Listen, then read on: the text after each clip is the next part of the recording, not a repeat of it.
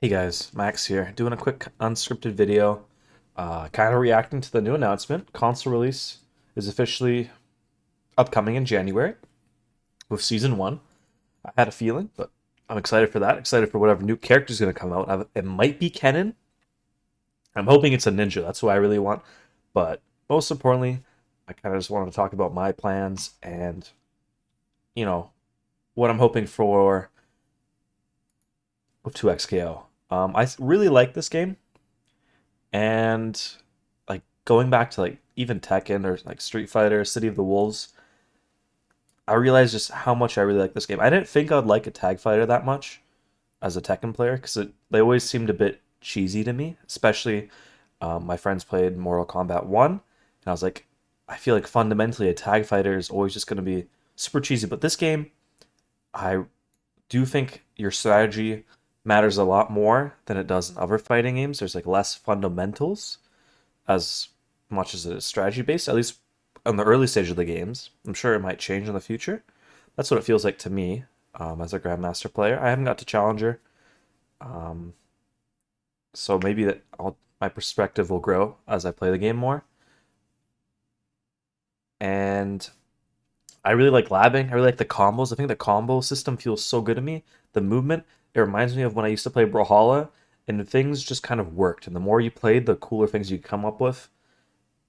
It's not quite at the level of a platform fighter, but it kind of gives me that itch of like endless new situations. And that's my favorite thing about any video game is problem solving in a new situation.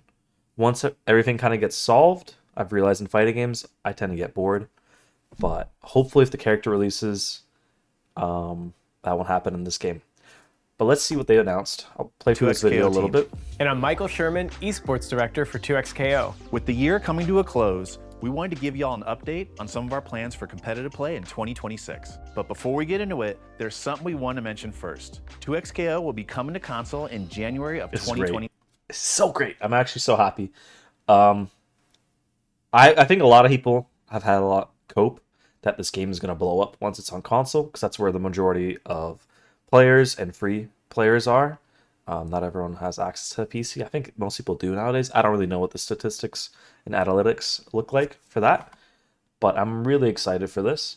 But the main thing I saw from this video is they're going to continue sponsoring. Oh, that's a weird message. They're going to continue sponsoring TOs and locals. And I kind of wanted League to host their own circuit, to be honest. I guess like I love locals, but I think because the devs are fighting game players That themselves, includes Xbox they have this Series S and attachment. X, as well as PlayStation 5. We know how much folks have been waiting to hop in on console, and can't wait for y'all to get your hands. I think they have this attachment to the idea of going to locals, but I think most people are happy they're continuing to support the local scene instead of taking it into their own hands and kind of sucking away the profits. Um, I just see a lot of like local events throughout US and Canada die due to poor management. And I know if League funds their own circuit, it's not gonna be poorly managed. They know what they're doing, kind of. And I know there's TOs that have been like around for a long time, and they have these events. They have a lot of experience too, but it's just not. That's my one concern.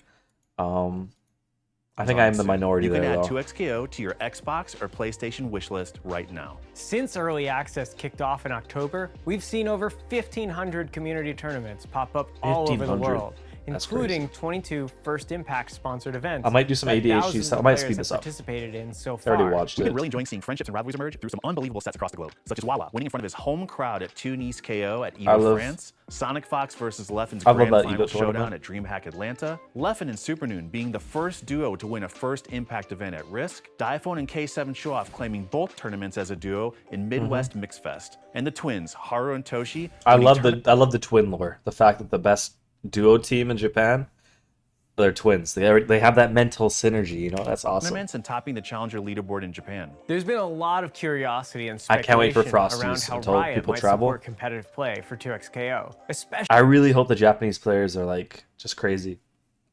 I think it'll be awesome because I've mainly just seen EU and NA play so far. I can't wait to see a tournament big enough like Frosty's with a huge prize pool that brings in international Especially players compared more. to games like League and Valorant that have competitive leagues run by Riot. Since TOs have already been running successful fighting game events for years, 2XKO's plans for This is competitive play are a little different. This is why, instead of spinning up our own leagues, our approach is to offer direct support to existing events. That means direct monetary support, promotion on official Riot channels, prize pool buffs, with the ultimate goal of creating sustainable, long-term growth for the FGC. In 2026, we're partnering directly with community organizers on 20 Riot-sanctioned events all over the world. We're calling this our 2026 Competitive Series, which includes 5 majors and 15 challenger events in I total. love this. There will be 1 major and 3 challenger events tied to Kind of each of organizational. 2XKO's 5 in-game seasons. You Competitive can think series, of this is challengers great. as regional open tournaments meant to give communities more opportunities to compete, and majors as the 5 biggest competitive moments for the year, each tied to a season. Our first major kicks off at the end of January with Frosty Frosties. Faustings, followed by our first 3 challenger events. Texas Showdown, Genesis, and I should know what this one is, but Genesis, Texas Showdown, and Vianality in February actually I never heard of Finality. I thought it was like the Hitbox logo. and March. For the major at Frosty Faustings, we're bringing back the duo bounty. But this time, instead of awarding the prize bonus if a duo wins the whole tournament, it'll go to the highest placing This duo is no how it matter should have where they always end their been. bracket run. Wait, so you're This is how it always should have been. I love the fact. I think the fact that you had to win as a duo and there's a bounty. I never understood personally. I mean, I'm not a huge competitor, so I don't know. It just seems like a lot of work, and then you guys have to split the prize pool anyways. So I mean, the bounty just, fixes that.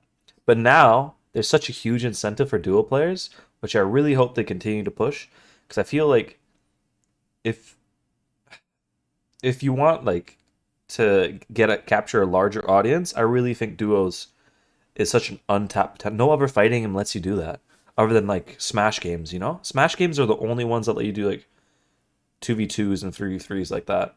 But they continue to kind of, I think they have a really, really interesting system, and I hope it works out. The game is pretty complicated. I think I was kind of blinded when I first started playing the game, but like, oh my god, this is going to take off because it's a Riot game. So casuals are going to play it no matter what. But it's just, for me, I think it is a problem how small fighting games are. You're like a niche inside of a niche. That, like, video games are no longer a niche, but like PC gaming, competitive gaming, and then fighting gaming, it's still like a niche and a niche and a niche. It's like such a small section of players. There's like so many more other people that play video games that we can get to, and then you get more money, you get more competition.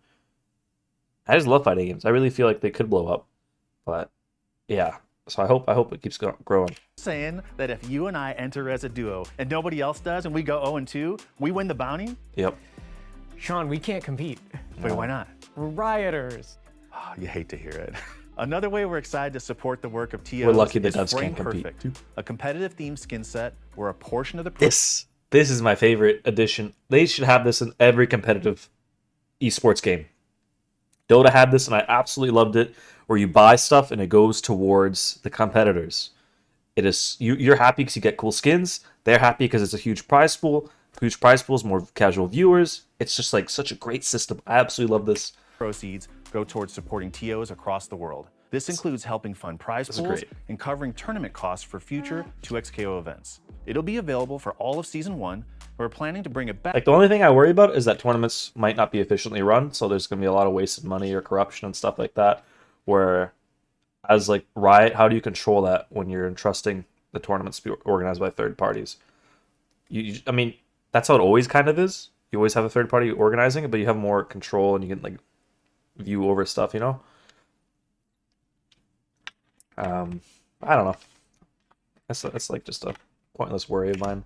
around for each major. We'll have more to share later, so stay tuned. All that said, Can't wait these for that. major and challenger events are just one piece of the puzzle, and we believe the FGC thrives when supported at all levels of play. We're already looking for ways to expand our support to more events, not just those that make up the 2026 competitive series. Locals will be a big priority for us, working closely with local I've TOs tried to go to and my helping them locals strengthen so the many times. I'm in Toronto.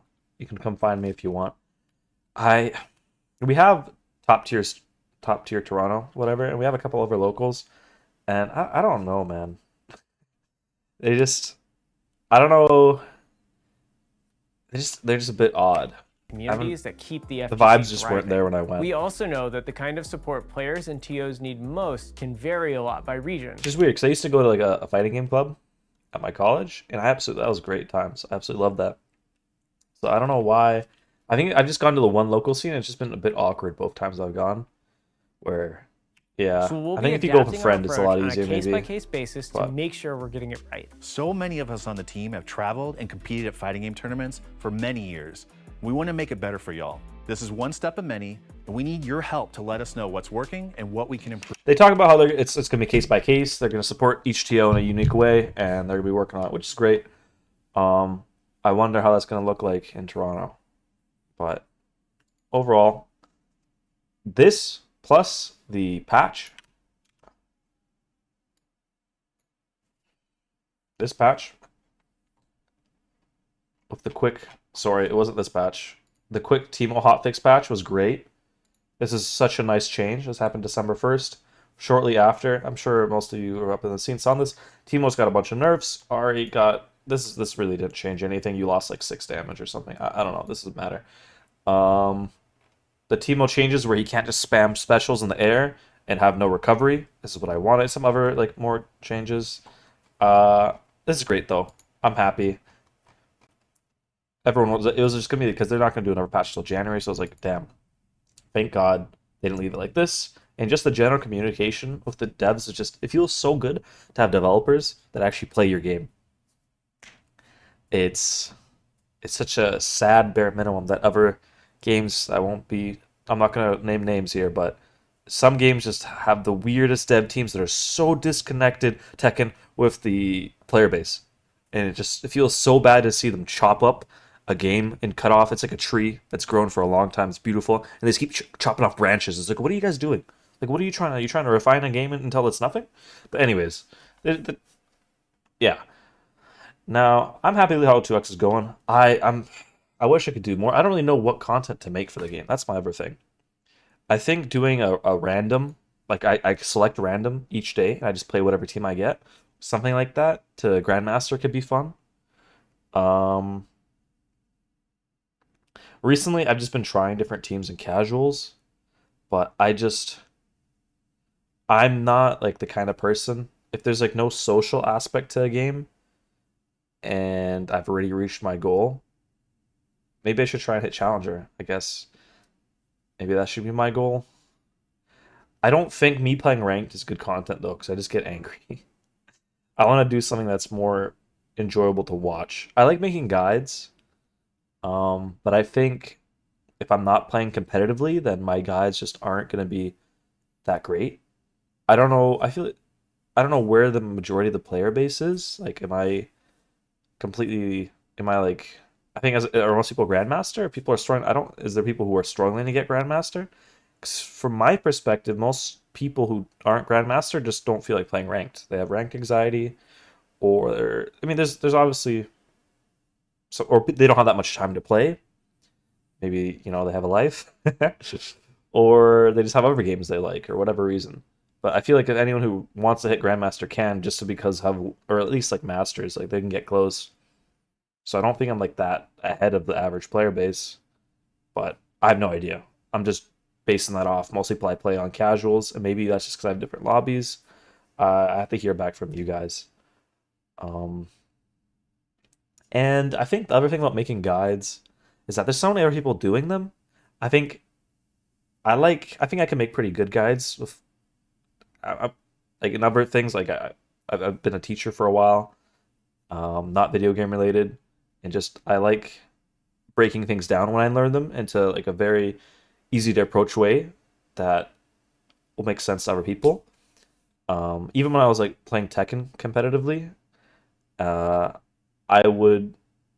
started to hate everyone's guides because I'm like, you go over combos or you just say a bunch of minus strings, but you don't talk about the game plan and how to actually implement this in like actual matches. You're leaving stuff like that where I feel like people would miss kind of hidden important things that you need to tell new players, that you kind of discover by playing more. Hidden intricacies. But yeah, so guides would be fun, but I don't want to just be a guide person. It just doesn't seem that useful.